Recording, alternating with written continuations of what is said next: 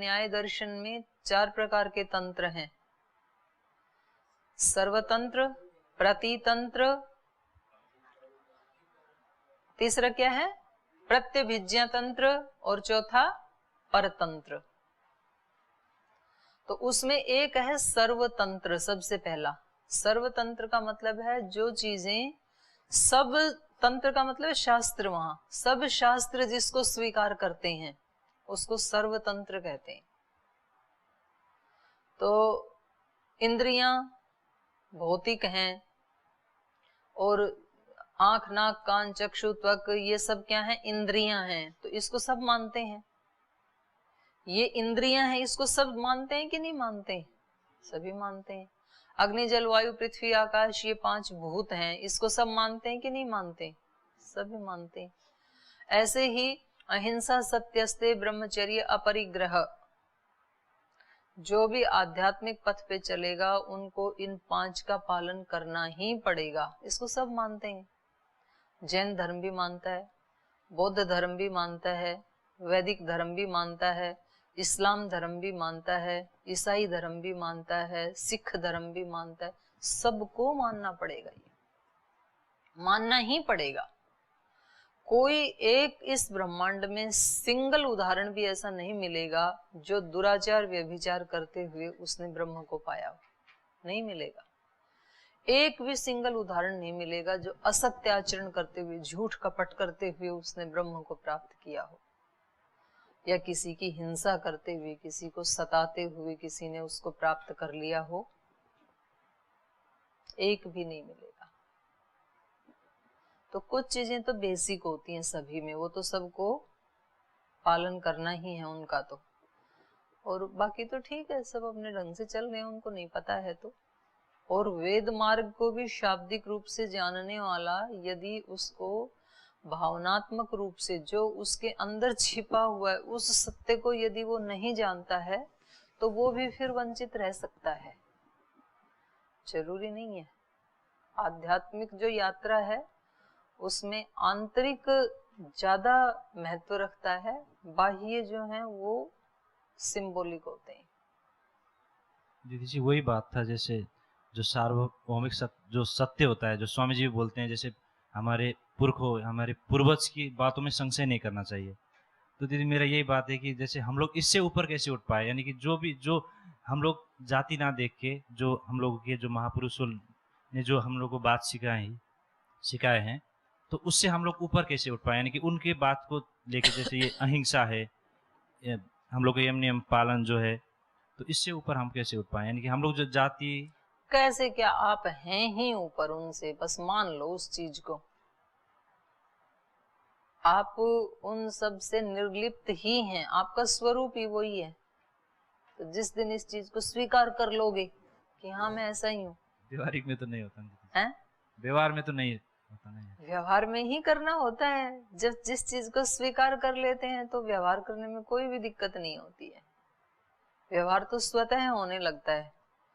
इसलिए गीताकार भी कहते हैं आप अपनी अहमता को बदल लो। पहले भी मैंने बताया थे, चर्चा आई थी ना, अपनी आइडेंटिटी को चेंज कर लो आप, फिर तो स्वतः होंगी सारी चीजें, करना नहीं पड़ेगा कुछ भी। इन्होंने पूछा था ना एक दिन, अपने ये नरेश जी ने पूछा था, अहिंसा आदि तो स्वतः होती हैं ब्रह्म के अभिमुख होते ही। आप में से किसने क्या प्रश्न पूछा था वो मुझे याद रहता है, और मैंने क्या उत्तर दिया था वो आपको याद नहीं रहता है, क्योंकि मैं ध्यान से सुनती हूँ आपके प्रश्नों को। तो कब कब किस किस दिन किस विद्यार्थी ने क्या पूछा था मुझे ध्यान रहता है। तो इन्होंने किसी पुस्तक में पढ़ के पूछा था, ये शायद भूल भी गए होंगे, कि जैसे ही ये जीव ब्रह्म के अभिमुख होता है और संसार के विमुख होता है और ब्रह्म के अभिमुख होता है, तो अहिंसा आदि का पालन उसे करना नहीं पड़ता, स्वतः होता है उसके माध्यम से। तो जैसे ही हमने एक अपनी आइडेंटिटी बना रखी है, जैसे 1.5 साल पहले हमने सन्यास लिया और सन्यास लेते समय नाम दिया देवप्रिया। अब देवप्रिया बोलते मेरे कान खड़े होते हैं, उससे पहले तो था नहीं आइडेंटिटी, और अब कोई पहले वाले नाम से बुलाए तो अच्छा नहीं लगता है। तो ये क्या है, ये हमारा अहंकार है। जो तुरंत किसी चीज से चिपक जाता है, हम उसको स्वीकार कर लेते हैं कि मैं वो हूं। अब 1.5 साल से स्वीकार कर लिया कि मैं देवप्रिया हूं, ऐसे स्वीकार कर लिया। तो ऐसे हमने स्वीकार कर रखी हैं चीजें कि मैं इस मत में पैदा हुआ, इस संप्रदाय में पैदा हुआ, इस धर्म में, इस माता पिता में, इस प्रांत में, इस जाति में, इस वर्ण में, इसलिए मैं ये हूं, ये हमने स्वीकार कर लिया। और ये सारे हैं ऊपर ऊपर के परिचय, व्यवहार के परिचय। अब मतलब मेरे आत्मिक रूप में कोई अंतर आया है क्या 1.5 साल में और उससे पहले वाली आत्मा में? अंतर आया कोई अंतर नहीं है। लेकिन बाहर के व्यक्तित्व में अंतर आ गया, क्योंकि हमने वो मान लिया, उसको स्वीकार कर लिया हमने।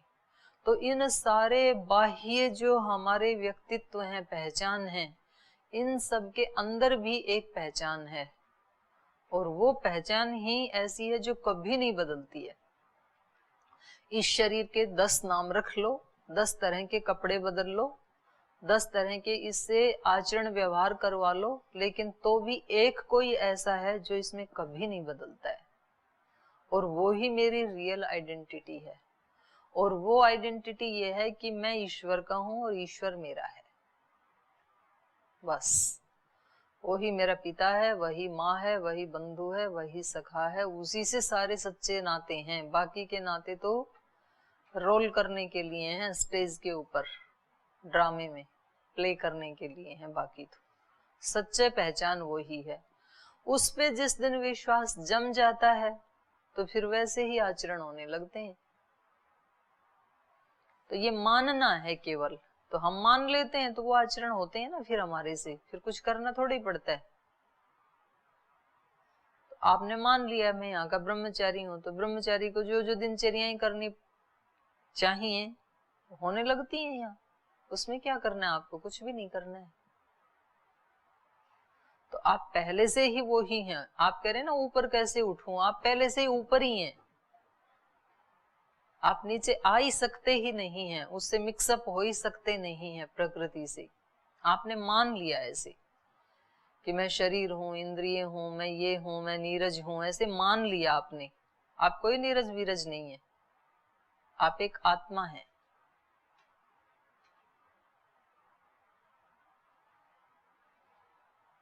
और किसका प्रश्न था? आगे चलो। तो इससे ये पता लग रहा है कि भगवान मतलब फिर जो गलत करते हैं उनके साथ द्वेष करते हैं क्या? जो ये भाषा लिखी यहाँ इन्होंने, क्षिपामी अजस्रम असुभान आसुरीषु, मैं उनको अशुभ योनियों में, आसुरी योनियों में और लगातार भेजता रहता हूं। अजस्र माने जो टूटता नहीं है, अखंड रूप से। वो बीच में धारा टूटती नहीं है कि एक बार उसको कुछ सांप बिच्छू ऐसे कुछ निम्न योनि दी और उसके बाद फिर मनुष्य बना दिया, ऐसा नहीं है। जब तक उसके सारे वो पाप दोष नष्ट हो नहीं जाते तब तक उसको अजस्र रूप से भेजता रहता हूँ, बार बार भेजता रहता हूँ। तो क्या ईश्वर फिर मतलब टिट फॉर टैट ऐसा व्यवहार करने वाले हैं क्या? जैसे को तैसा ऐसे हैं, जो जैसा करेगा उसको वैसा। ईंट का जवाब पत्थर से। आनंद जी हाँ गर्दन हिला रहे, करे हाँ ऐसे लग रहा है। ऐसे नहीं है। ईश्वर के अंदर तो द्वेष हो ही नहीं सकता है कभी भी। इसमें भी वो उन आत्माओं का कल्याण ही देखते हैं, क्योंकि वो तो सबके पिता हैं, असुरों के भी पिता हैं वो। तो वो असुरों का भी हित ही चाहते हैं ईश्वर।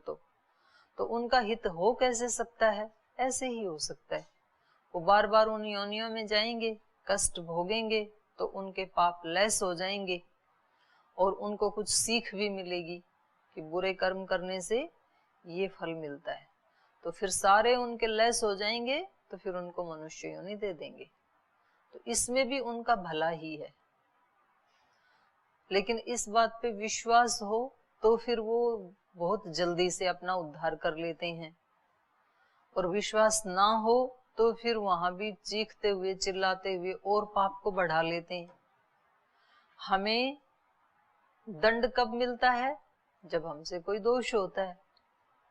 और एक बच्चा कहता है कि ठीक है जी, मैं इस दंड को स्वीकार कर लेता हूं और आगे मैं ऐसा नहीं करूंगा, तो दंड भुगतते ही वो फिर उसी लेवल पे आ जाता है। और एक अपराध करता है, दंड देने पर चिल्लाता है, फिर माता पिता को या गुरुजनों को ब्लेम करता है, तो फिर वो साथ ही साथ और पाप बढ़ा लेता है। और फिर पहले वाले का दंड भुगतते अगले वाले का और मिल जाएगा, फिर अगले वाले का मिलेगा तब फिर चिल्लाएगा, फिर झगड़ा करेगा, फिर ब्लेम करेगा, फिर गाली निकालेगा, तो और पाप बढ़ गए, फिर और उसका दंड मिलेगा। जीवन भर वो ऐसे ही करता रहता है। वो दूसरों को ब्लेम करता है, दूसरों को दोषी मानता है, अपनी जिम्मेदारी लेता नहीं है, आगे के लिए सुधरता नहीं है, और बार बार एक के बाद दूसरे तीसरे चौथी आफत में फंसता ही रहता है और कष्ट उठाता ही रहता है। तो इसलिए जो समझदार होता है वो चुप रहता है, उसको स्वीकार किया, उसको जितना मिला था उस दंड को लिया, उसके बाद अपने आप को ठीक कर लिया, तो तुरंत ठीक रास्ते पे आ जाता है। कभी एक बार पैर स्लिप हो भी गया, तुरंत उठा, पैर से मिट्टी को धोया और संभल संभल के चलना शुरू किया, ताकि दोबारा चोट ना लगे। इसलिए प्रार्थना की, जोगी जोग जुगत से करना। जुगत माने युक्ति पूर्वक, बड़ा संभल के चलना पड़ता है। तो किस में आया था ये? इसमें आया था नहीं, सांख्य कारिका में आया था कि ये आध्यात्मिक मार्ग ऐसा ही है जैसे तलवार की धार पे मधु लगा हुआ हो और उसको जीभ से चाटना हो। तलवार की बहुत तीखी धार हो और उस पे शहद लगा हुआ है और उसको जीभ से चाटना है, तो क्या होगा? मधु तो मिले ही मिलेगा, लेकिन मधु के साथ साथ जीभ भी जाएगी। तो ये संसार के सुखों को चाहना, उस मधु की अभीप्सा करना, ये खतरे से खाली है क्या? जैसे ही उस पे जीभ चलाई तो जीभ भी साथ जाएगी मधु के साथ साथ। तो संसार के सुखों की इच्छा करना ये बहुत खतरे से भरा हुआ रिस्की काम है ये। और ईश्वर के भजन की इच्छा करना ये बहुत अच्छा है, बहुत सुखदायी है। सतमार्ग की अभीप्सा करना और सतमार्ग पे चलना वो बहुत सुखदायी है। तो सोचना ही वही चाहिए, रहना ही उसी भाव में चाहिए व्यक्ति को, तो वो सुरक्षित है फिर, क्योंकि एक बहुत सुरक्षित हाथों में उसने अपने आप को सौंप दिया, तो अब वो पूर्ण सुरक्षित है।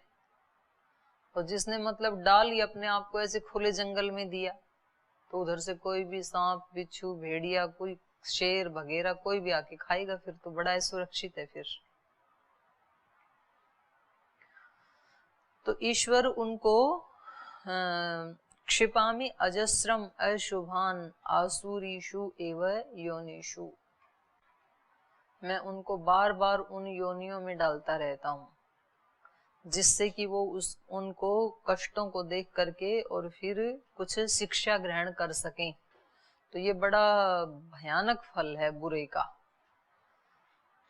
तो एक बार अगर ये हमारे सबकॉन्शियस माइंड में बैठ जाए ना ये बात किसी तरह से, सबकॉन्शियस माइंड में बैठने के दो तीन ही तरीके हैं, मैंने पहले भी आपसे चर्चा की है। एक तो जब हम ध्यान उपासना आदि करते हैं तो ये जो कॉन्शियस माइंड है, सचेतन मन है, ये थोड़ा सा स्लो डाउन हो जाता है, ये काम इसकी गति जो है ना वो थोड़ी सी धीमी हो जाती है उस समय। तो उस धीमी गति में अंदर वाले में प्रवेश करना सरल है। तो उस समय अपने चित्त में ऐसी बातें डालनी चाहिए कि मैं बिल्कुल एक नित्य शुद्ध बुद्ध मुक्त स्वभाव वाली आत्मा हूं, और जो आप हटाना चाहते हैं उसको नहीं, जो आप बनना चाहते हैं वो बात अपने अंदर डालिए।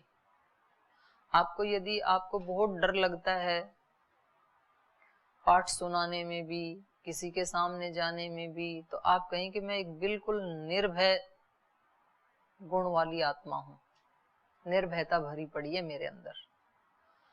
आप यदि कमजोर हैं, कोई रोग है, बार बार बीमार हो जाते हैं, खांसी जुकाम बुखार कुछ ना कुछ पकड़ लेता है आपको, तो उस समय आप बोलोगे मेरे को कोई रोग नहीं है, मैं बिल्कुल स्वस्थ हूं। ये कान के रोगी क्या सोचें उस समय?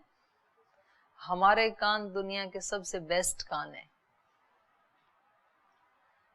क्योंकि प्राण शक्ति है ना, और मैं अपनी पूरी प्राण शक्ति को कान के ऊपर फोकस कर दे रही हूँ या कर दे रहा हूँ, और कान ठीक हुआ हुआ हुआ हुआ और हो गया बिल्कुल एकदम परफेक्ट। तो वो चीजें हमारे सबकॉन्शियस माइंड में घुस जाती हैं फिर, और जो एक बार आपके सबकॉन्शियस माइंड में घुस गया फिर वो उसको पूरा करके ही छोड़ता है, चाहे वो 3 लोक में 14 भुवन में कहीं से भी पकड़ के लाना संभव हो, वो पकड़ के लाएगा उसको, वो व्यक्ति तो बनेगा आपका।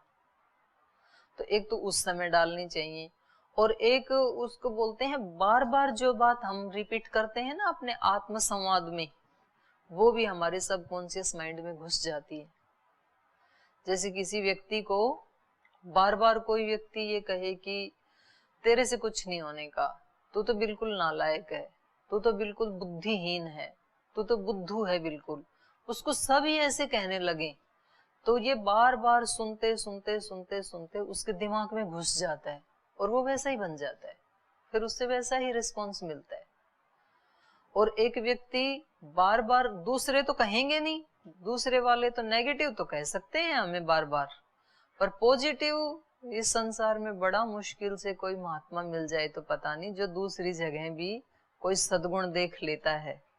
नहीं तो दुर्गुण तो थोक के भाव दिखते हैं हमें, और सद्गुण हमें बिल्कुल नहीं दिखते हैं किसी के अंदर, ये हमारी कमजोरी है। तो कोई बाहर वाला व्यक्ति तो हमें सद्गुण हमारे बताएगा नहीं, तो फिर हम खुद को खुद ही बताएं। हम बार बार अपने आप को स्वयं ही मोटिवेट रखें, और हम अपने आप को ऊंचे ऊंचे शब्द हमेशा सुनाते रहें। तो फिर वो शब्द बार बार बार बार बार बार जो सुनाए जाते हैं ना, वो फिर अवचेतन मन में घुस जाते हैं कि मैं ऐसा हूं, और फिर अवचेतन मन उसको पूरा करने के लिए जुट जाता है। जो भी आपने घुसाया उसको अच्छा बुरा देखने की समझ नहीं है अवचेतन को, सबकॉन्शियस माइंड को नहीं पता ये क्या अच्छा है और क्या बुरा है, उसको तो ये है कि जो आपने उसमें डाल दिया वो उसको पूरा करेगा। और हमारे से भूल ये ही होती है, जैसे मान लो हम किसी धनवान व्यक्ति को देखते हैं और हम हैं गरीब, और हमारी अभीप्सा क्या है, धनवान बनने की, मेरे पास भी धन होना चाहिए। लेकिन जब जब भी हम अपने गली में मोहल्ले में रहने वाले उस धनवान व्यक्ति को देखते हैं, तो उसको देखते ही हमारे मन में एक घृणा और एक द्वेष का भाव आ जाता है। देखो इसने लूट लूट के भरा हुआ है, और ये इसके पास जो धन है ये बिल्कुल बेकार चीज है, ये बिल्कुल बेकार आदमी। तो आप बार बार अपने मन को रोजाना वो कई कई बार सुनाते हैं उसको याद करके आत्म संवाद में, तो आपके सबकॉन्शियस माइंड में मैसेज क्या जा रहा है कि धन पास में होना घृणित होना है। इसका मतलब ये व्यक्ति धन को नहीं चाहता है, क्योंकि ये धनवान व्यक्ति से घृणा कर रहा है, और धनवान व्यक्ति से घृणा क्या कर रहा है, इनडायरेक्ट रूप से तो उसके धन से घृणा कर रहा है। तो आपने अपने अवचेतन मन में ये बार बार ये मैसेज डाल दिया कि धन अच्छी चीज नहीं है, तो अब आपका सबकॉन्शियस माइंड जुट जाएगा कि कहीं इसके पास कहीं से कोई धेला पाई आ ना जाए, वो उसको पूरा करेगा आपकी भावना को, क्योंकि भावना आपने डाली है कि धन अच्छी चीज नहीं है। तो सबकॉन्शियस माइंड वो सारे प्रयास करेगा जिससे धन आपके पास कभी ना आए। इसलिए वो जीवन भर जो है ना वो ब्लेम ही करता रहता है, धन उसके पास कभी नहीं आता है। कोई गुणवान व्यक्ति, कोई विद्वान व्यक्ति, कोई ज्ञानी व्यक्ति अगर किसी दूसरे उससे घृणा करता है तो उसके पास वो चीज कभी नहीं आएगी, क्योंकि अनजाने में ही सही, लेकिन आप अपने सबकॉन्शियस माइंड को वही मैसेज दे रहे हैं कि ये अच्छा नहीं है, और वो उसको मान लेता है।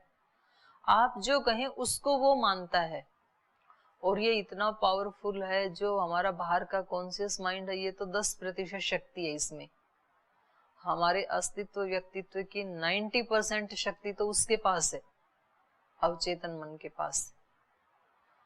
और ये जो महापुरुष हैं उनको इस ट्रिक का, इस राज का, इस कला का पता चल जाता है, तो वो अपने उस अवचेतन मन को अपने बारे में वही चीजें बताते हैं।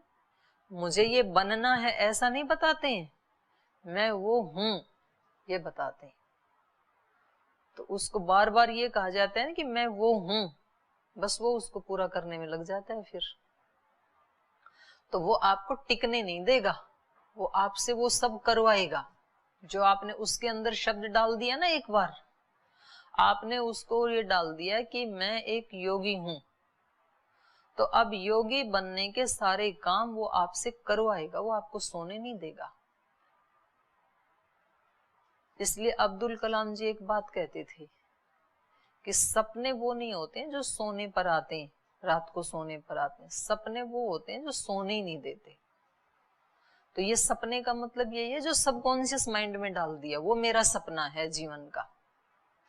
जो हमने ये डाल दिया ना कि मैं ये हूं, तो वो समझ लो आपका सपना था और वो आपने वहां डाल दिया। अब ये सपना आपको सोने नहीं देगा, वो पूरा करवाएगा आपसे। तो सपने वो नहीं होते जो सोने पर आते हैं, सपने तो वो होते हैं जो सोने ही नहीं देते। तो हमें एक बार ये बात दिमाग में बैठ जाए गीता की कि अगर मैंने थोड़ा भी कुछ इस तरह का आचरण किया, किसी के प्रति ईर्ष्या की भावना, द्वेष की भावना, और एक्सपेरिमेंट करना है तो करके भी देख लो 15-20 दिन, फिर उसको हटाने में जोर पड़ेगा। लेकिन आप किसी भी व्यक्ति के प्रति 15 दिन 20 दिन कोई ऐसा भाव रखो, बुरा भाव रखो, और आप देखना कि वो भले ही आपका कितना भी नजदीकी व्यक्ति क्यों नहीं था, भले ही आपका मित्र था, आपका कोई माता पिता था, कोई गुरु था, आचार्य था, कोई भी था, और आपने 15-20 दिन, महीना उसके प्रति कोई दुर्भाव रखा, उधर से वो ही आने लग जाएगा आपको। वो उसी प्रकार की वाणी बोलेगा, वैसा ही आपके साथ व्यवहार करेगा, आपसे प्रीति नहीं करेगा। अब आपको इस विज्ञान का नहीं पता कि ये मैंने ही बीज बोया था। अगर आपको पता लग जाए कि ये मैंने किया था और ये उसका फल आ रहा है, अब रिटर्न आ रहा है, जो बीज बोया था ना वो अंकुरित भी बहुत जल्दी होता है, उसका पौधा पेड़ जल्दी बनता है और फल भी बहुत जल्दी आ जाते हैं। अगर आपको इसका पता होता तो आप फिर इसको उखाड़ के फेंकते कि नहीं ये किसी काम का नहीं है, और आप वो भावना करते जो आपको उस व्यक्ति से चाहिए।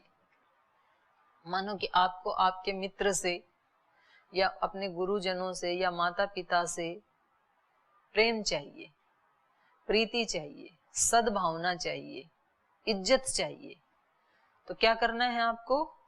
उनके प्रति सद्भावना करना शुरू कर दो। जब भी कभी उनका चिंतन आए, उनका विचार हृदय में आए, तो उनके प्रति एक रेस्पेक्ट की भावना, एक सद्भावना, एक सम्मान की भावना, इज्जत की भावना, कृतज्ञता की भावना, प्रेम की भावना, करुणा की भावना, ऐसा करना शुरू करो। क्योंकि वो किसके लिए कर रहे हैं हम? ताकि हमें रिटर्न में वैसा ही मिले।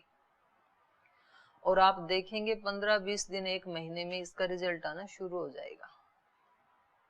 वो आपके प्रति वैसे ही हो जाएंगे। पहले वो बहुत ज्यादा जैसे स्ट्रिक्ट थे, कठोर थे, अब वो आपके प्रति बहुत कोमल होना शुरू हो जाएंगे। वो बोलें या ना बोलें, पर उनका जो एक इमोशनल, जो भावनात्मक जो वाइब्रेशंस हैं, वो आपको वैसे मिलने लग जाएंगे। तो अब तो आपके पास फिर एक कला आ गई। फिर आपको जिससे भी जो शक्ति लेनी है उसके प्रति आप वैसी भावना करो, और भावना के साथ साथ वैसा पुरुषार्थ। इसमें सच्चाई की बहुत जरूरत है। ऐसा नहीं कि सुबह शाम एक बार तो भावना की और दिन भर फिर कहाँ भाव जा रहे हैं उसको संभाला ही नहीं, अपने चित्त को, मन को, तो फिर बात नहीं बन पाएगी। तो ये ऐसे ये महापुरुष लोग ऐसे ही जीते हैं, और ये ही गीता भी हमें बता रही है कि इसका फल ये है कि वो ऐसी योनियों में जाते हैं, ऐसे उनको बार बार जन्म मिलते रहते हैं, जब तक कि उनके सारे पापों का हिसाब पूरा ना हो जाए। तो इस फल को ध्यान में रखते हुए हमें अपने प्रत्येक कर्म के ऊपर, प्रत्येक भावना के ऊपर और प्रत्येक विचार के ऊपर, 3 चीजों के ऊपर बहुत सजगता से कुछ दिन अभ्यास करना है, ताकि हम बुरे अभ्यासों को तोड़ सकें। तो शेष चर्चा कल करेंगे, आज यहीं विराम देते हैं।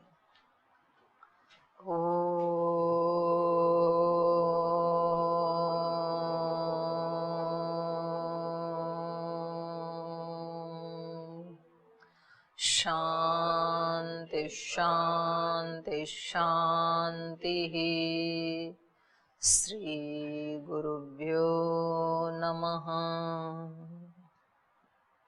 ईश्वर हे सर्वेश्वर, हे प्राणेश्वर, हे परमेश्वर, हे हृदयेश्वर, हे सर्वेश्वर, हे प्राणेश्वर, हे परमेश्वर, हे समर्थ, हे करुणा सिंधु, हे समर्थ, हे करुणा सिंधु, विनती ये स्वीकार करो, विनती ये स्वीकार करो। हे समर्थ, हे करुणा सिंधु, हे समर्थ, हे करुणा सिंधु, विनती ये स्वीकार करो, विनती ये स्वीकार करो। भूल दिखा कर उसे मिटा कर, भूल दिखाकर उसे मिटाकर, भूल दिखा कर उसे मिटा कर, भूल दिखाकर उसे मिटाकर, अपना प्रेम प्रदान करो, अपना प्रेम प्रदान करो। पीर हरो हरि पीर हरो, पीर हरो हरि पीर हरो, पीर हरो हरि पीर हरो, पीर हरो हरि पीर हरो, पीर हरो हरि पीर हरो, पीर हरो हरि पीर हरो, पीर हरो प्रभु पीर हरो, पीर हरो प्रभु पीर हरो।